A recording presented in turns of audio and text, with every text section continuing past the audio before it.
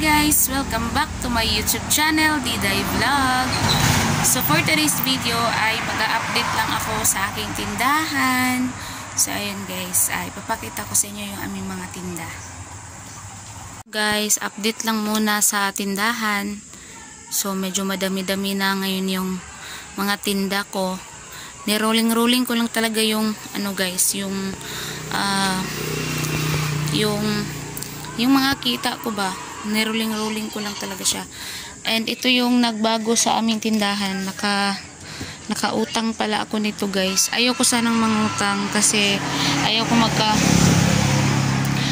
magkaroon ng weekly na bayarin. Pero kasi kailangan din siya sa tindahan. Tingnan nyo guys, diba na-arrange na. Dati kasi yung ginamit namin na mga lagayan ng candy ay ito lang, yung mga lagayan ng super stick. Tapos may pagkakataon na nakautang ako nito. May dumating yung pagkakataon na nakautang ako, kaya kinuha ko talaga siya para ma-arrange na yung mga candy, tas biscuit dito, tapos dito sa baba naman ay dito na rin yung sigarilyo kasi ito yung sigarilyo na ito lang ang pwede sana ibenta na sigarilyo. Tapos meron din kami ditong mga sa itaas, mga cup noodles. Ito guys, kung di nyo pa ito kilala, sa Quick Chow to, napakasarap to guys, at saka napakamura lang din. So ayun, mga tinda namin medyo madami-dami na din kasi nga mayroon ding nagbayad ng utang. Ito pa. So nung mga nakaraang araw, sobrang nakawawa yung tinda namin. Sobrang kawawa. Yun lang, naubusan kami ng itlog. Tapos ito, marami akong stocks ng mga cup noodles kasi may mga pagkakataon na may mga customer kami na galing sa biyahe at nagugutom sila. So yun, pakita ko sa inyo sa labas. As in guys, ni-rolling ko lang talaga ang pera. At ito naman ang laman ng aming ref.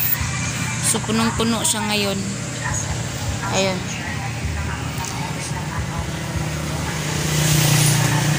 And dito din sa meron kaming ice candy ngayon. Buko pandan yung flavor. Tapos mga chicheria namin dito. So, medyo madami-dami na. Medyo maliwalas tingnan yung tindahan namin ngayon. Ito naman yung asawa ko. Ito naman yung asawa ko guys. Pagod yan, galing sa trabaho. Ayan. So, tapos dahil gabi na, nilagay na namin doon yung thermos at saka yung baso para makita ng mga customer na galing Cagayan or galing Iligan na meron parang pakapihan dito. Sa harap guys, yung nautang ko po na istante. Medyo hindi naman siya mabigat kasi 19, tapos 100 lang yung bawat linggo magbabayad kami ng 100 bawat linggo. At ito, meron kaming mga tinapay, meron kaming mani, ayan. So medyo bibo na talaga guys. So ngayon ay matutulog na po kami. And nakalak na po yung tindahan. Tapos dito lang kami matutulog guys. Ayun ang asawa ko. So hindi nyo siya makita kasi marami kasing display doon sa ibabaw, kaya hindi makikita. So dito kami sa sahig natutulog kasi hindi po ako maka-straight dito. Napakadaming tao sa labas.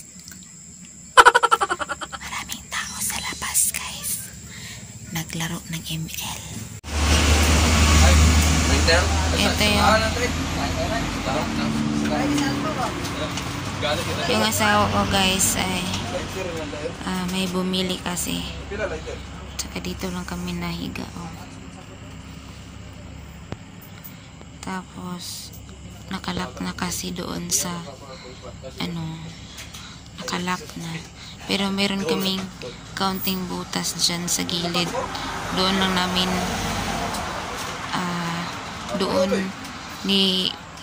ibibigay sa customer yung binili nila.